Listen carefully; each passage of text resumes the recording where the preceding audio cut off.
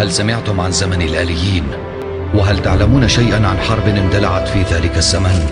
لا بأس، لا عجب أن يكون كلامنا غريبا عنكم، فنحن نتحدث عن حكاية متخيلة أردنا بها تسليتكم وفائدتكم.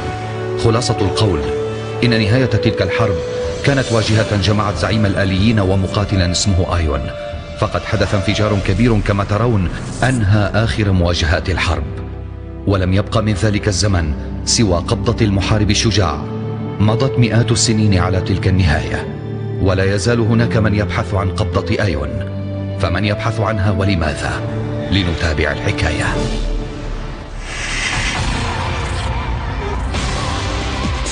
ماض مثل السيف الماضي لأحارب من زرعوا في ماضيهم أوهام الأشرار. الحاضر من ثمر الماضي والمستقبل رهن فيما يبذل أبناء الأحرار. فأبي من قبلي لم يخضع عن درب أبي، لا لم أرجع، هو درب الأحرار.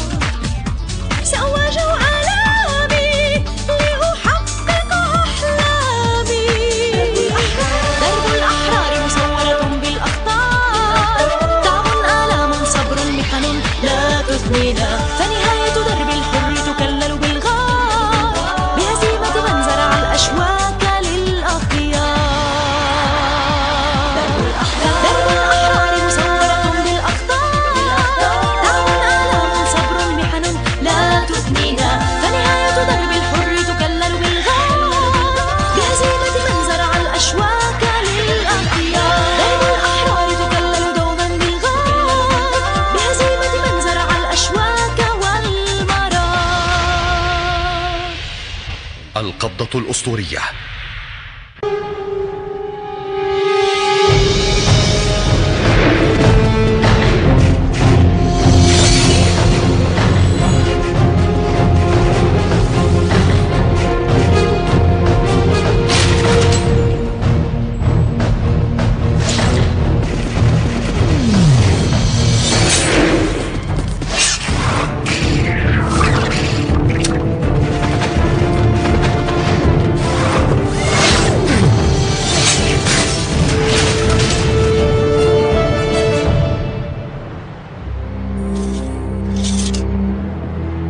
أعلم أنك يونا. بلاكي، لم أرك منذ زمن بعيد. تبحث عن شيء لم يعد له أثر. إذن فأنت لم تعد في حاجة إلى ما تحمله الآن.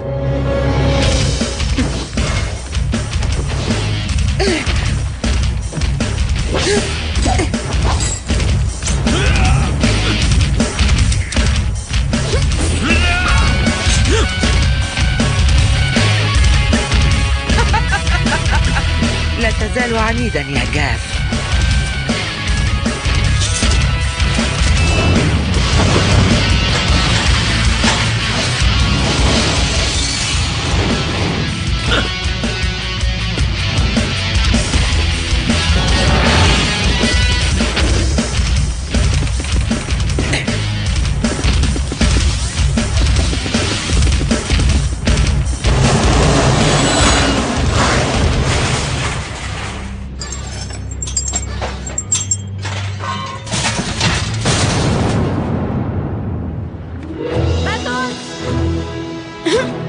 فلنغادر المكان بسرعة. وقف مكانك أيها المسافر. يا إلهي،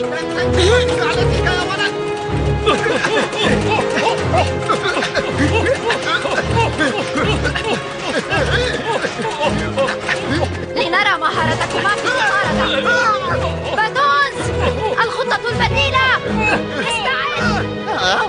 يا للعجب، لم يزودوني بأعقد الدارات الكهربائية لأقوم بعمل مضحك كهذا.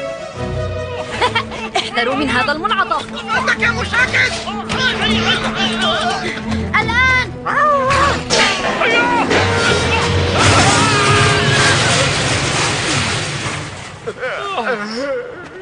لا لم يصغيا إلى تحذيري. توقيتك رائع. أنسيت أنني أذكى الكلاب الآلية؟ من تظن نفسك يا ولد؟ متى ستعترفان بالهزيمة؟ اتبعني اسمعني يا مارتي، الشرطي الآلي لا يتوقف حتى يتعطل محركه. لا أصدق ما أراه. كيف اختفى الجسر الذي كان هنا؟ وكيف ننتقل إلى الطريق الآخر؟ لقد انتهى أمرنا يا مارتي، ستكون نهايتنا داخل السجن. حذرتك لكنك لم تسمع. الجسور لا تختفي وحدها، لا بد من سبب. وما الفائدة إن علمت بسبب اختفاء الجسر؟ ها؟ انتهى أمرنا. وأخيرا وقع الفارس الأسود وحان الوقت لتصفية الحسابات. استسلما. مارتي، أخرجنا من هنا. افعل شيئا يا مارتي. الكلب الطائر. لا يا مارتي. لا أملك غيرها. هيا. ألا تعلم أنني لا أحب الطيران؟ أشعر بالغثيان. سيهرب، اتبعني. قف يا ولد.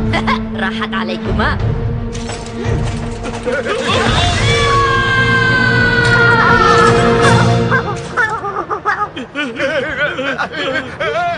لقد شوهت سمعتها.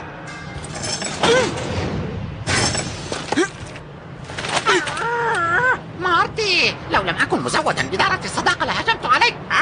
تعلم ذلك وتحاول أن تحملني فوق طاقتي. مارتي، متى تفهمون كلامي؟ قريت لساني وأنا أنبهكم على التنقيب للعثور على أفضل الآلات. ماذا لديك؟ هل تظن أنني سأدفع قرشا واحدا لأجل هذه الخردة؟ خذها. التالي.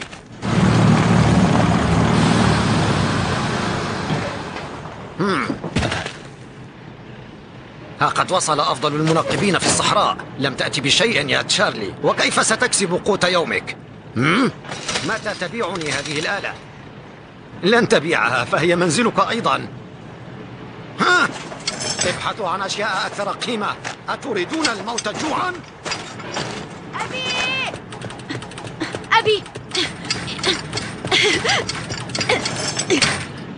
إنه محرك وحاله جيدة، وأظن أن قيمته كبيرة. قدمه إلى السيد جيمي، سيعطيك مبلغا يمكننا من شراء ما نحتاج إليه. أين عثرت عليه؟ لقد كان ذهبت إلى المنطقة المحظورة مرة ثانية. أبي. مارتي، طلبت ألا تذهب إلى هناك 100 مرة. ألا تعلم عقوبة من يتجاوز تلك الحدود؟ لكن يا أبي، كل الأشياء الثمينة مدفونة هناك، وأعدك ألا أتجاوز الحدود. ولدك يخطط للذهاب إلى البرج الحديدي، فلا تصدقه. اصمت. ولماذا لا نستطيع الذهاب إلى هناك مع أنك أول من اكتشف ذلك المكان؟ هذا ظلم يا أبي. مارتي، كلنا نحلم بالذهاب إلى هناك، لكن الأشياء المدفونة ملك للبرج. نحن في غنى عن المشكلات يا بني. أقدر رغبتك، ولكنني لا أستطيع إعادة المحرك إلى هناك. هذا المحرك يحتاج إلى كثير من الصيانة. لا يهمني من أين حصلت عليه. سأعطيك 150 قطعة نقدية، ولن تجد من يدفع أكثر مني. ولكنه يساوي 500 قطعة نقدية على الأقل. كف عن استغلالنا. مارتي، دعني أتولى الأمر. دعنا وحدنا يا بني. هيا يا باتونز. لا بأس. 170 قطعة نقدية. يا لك من رجل جشع. شارلي، قطعة الخردة هذه لا تساوي أكثر من ذلك. هل تظن أنني لا أعلم الثمن الحقيقي؟ ألا تعلم أنني خبير مارتي، بالحركات يا لا تخفي رجل؟ صوتي مرة ثانية حتى لا يظن الناس أنني كباقي الكلاب. انظر، زائر آخر من الآليين. مارتي، أنصحك بألا تقترب منه يا مارتي. مارتي، لا تخف، فما هو إلا آلة صماء. ألم تلاحظ أنه مقيد؟ آلي آخر من مخلفات الحرب القديمة. صحيح أنه قديم جدا، ولكنه متقن الصنع. انظر يا باتونز.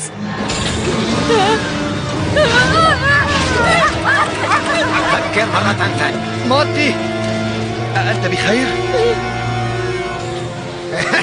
كن حذرا أيها الصغير، سيطحنك الآلي إن اقتربت منه مرة ثانية. عادت بلاكي إلى الظهور. هذا يعني أن عودة زعيم الآليين باتت وشيكة. يجب أن أعثر عليه. شخص يرث قوة المقاتل أيون.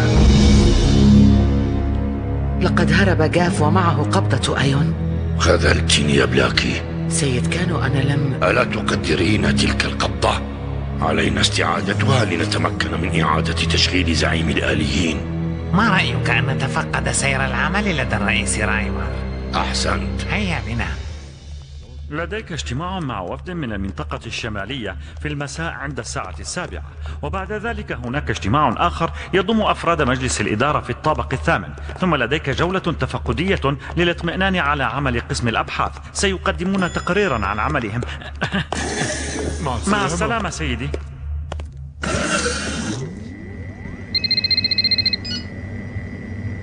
ماذا؟ قلت إن ليلي اختفت؟ مشروعاتي كلها مهددة بالخسارة، ابحث عنها.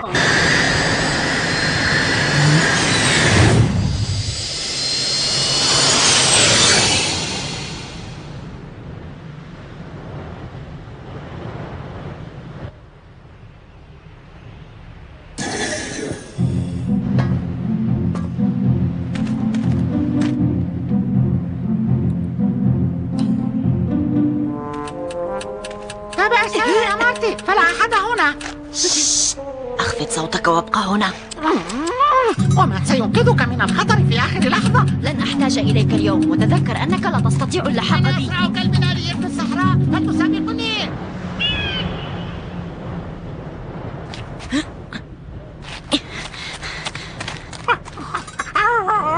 لحظة، ما رأيك في قسط من الراحة؟ فقد بدأت حرارة داراتي بالارتفاع.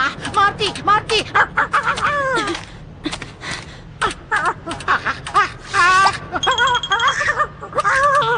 مارتي، تعال وانظر يا باتونز. رائع، أخيرا سنأخذ قسطا طويلا من الراحة فوق هذا التل المرتفع. البرج، يا سلام.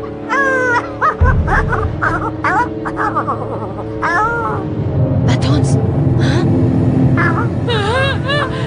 ماذا؟ أكبر طائرة مدرعة شاهدتها في حياتي. اختر يا مارتي.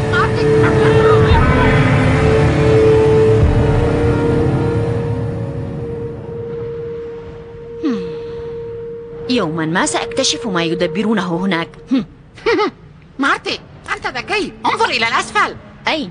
هناك دراجة نارية متطورة تقودها الفتاة ببراعة.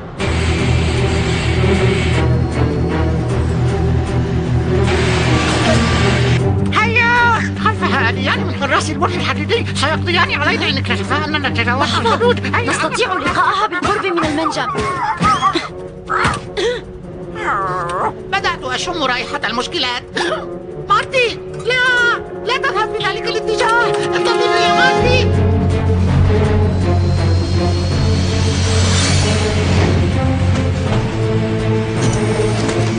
ماذا؟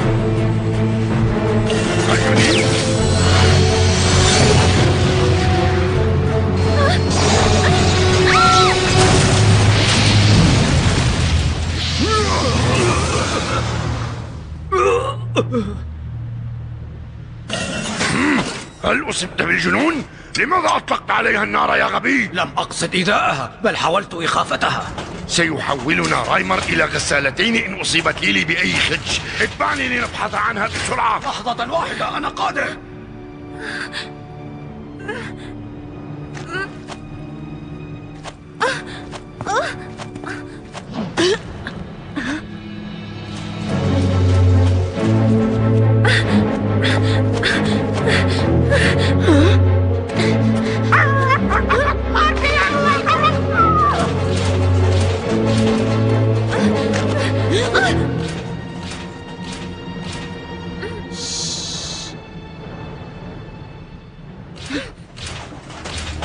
لا أثر لها.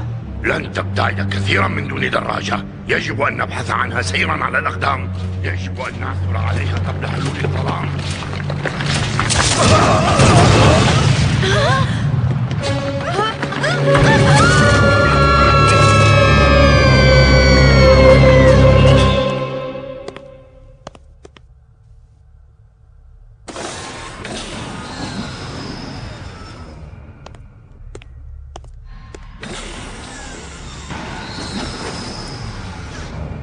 ألم تعثروا عليها؟ ليس بعد يا سيدي، ولكننا نختفي أثرها. سأرسل إليك عناصر من وحدة الدعم. اقضوا على أي شخص يرى ما تفعلون، وإياك أن تعود من دون ليلي.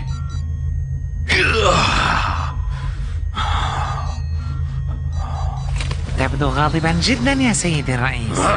أظنك في حاجة إلى مخبأ أكثر أمانا. قدومك إلي سيثير الشكوك. أنسيت اتفاقنا؟ اتفقنا على ألا أزورك في البرج، ولكن هناك ما هو جديد، فأنت نسيت واجباتك، وها أنا ذا الآن أذكرك بها. الصحراء ممتدة على مد النظر، والبحث عن قطعة معدنية تحت رمالها أمر مستحيل.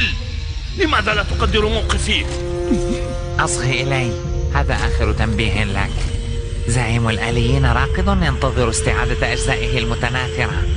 قدمنا إليك فرصا كثيرة، أنت حاكم المنطقة، وواجبك أن تقدم إلينا شيئا بديلا للحماية التي نوفرها إليك. لن نمهلك أكثر من المدة المتفق عليها. اعثر على أجزاء زعيم الآليين للمحافظة على منصبك. هل فهمت ما أقول؟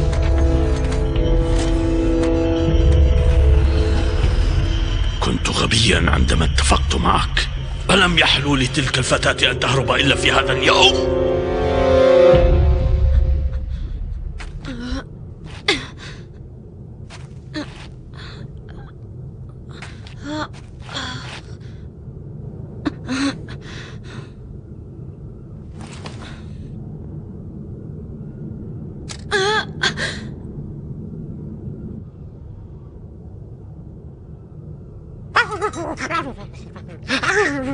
أشعر بالألم مع أن الآلي لا يعلم شيئا عن هذا الشعور الغريب.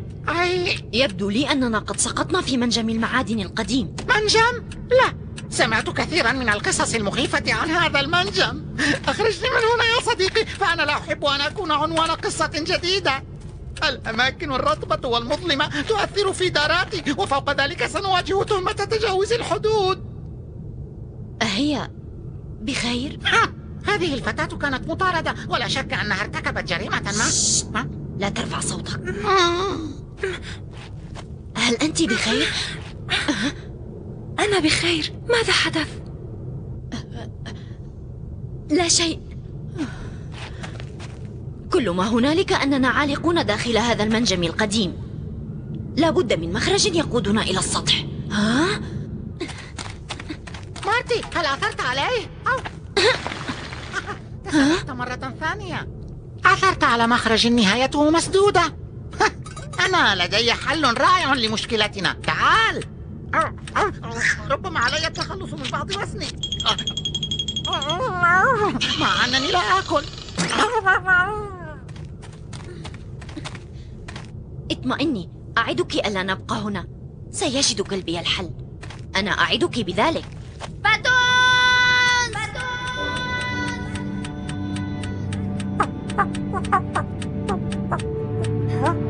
ما هذا؟ ما هذا؟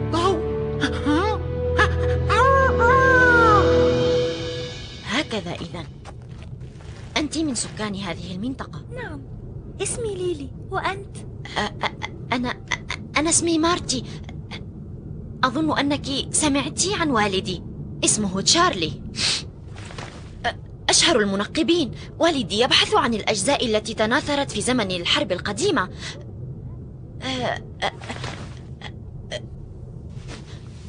في الأمس عثرنا على محرك، ولكن جيمي لم يدفع لنا ثمنه. اعذريني يا آنسة، يبدو لي أن حديثي الفارغ قد أصابك بالملل. مارتي، اعذرني، سأكون أفضل حالا من دون مساعدتك، لأنهم سيطاردونك، والأفضل أن تتركني وحدي هنا.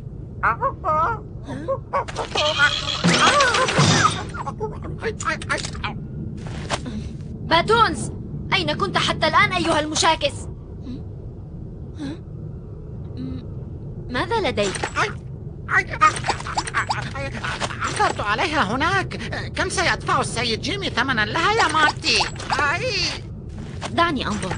كأنها ذراع رجل آلي، تشبه القفاز. صنعت قبل مئات السنين، ولكنها جيدة. كن حذرا يا مارتي.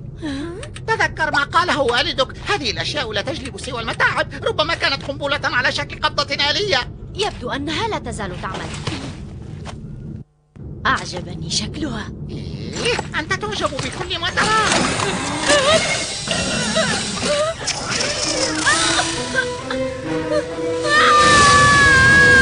ألم تعثر على لا شيء. انظر هناك. ما هذا؟ هاتوها بسرعة. لا أصدق، إشارة قبضة أيون. ما هذا؟ هل أنتما بخير؟ أين باتونز؟ ماذا فعلت يا حبيبي؟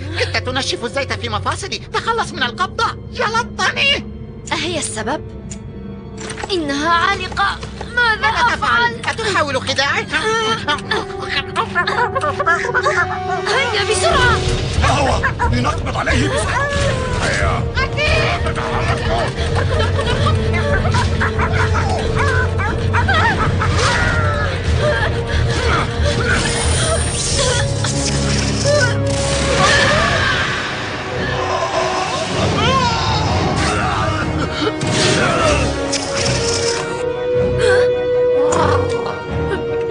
كيف فعلت هذا؟ هيا إلى المخرج.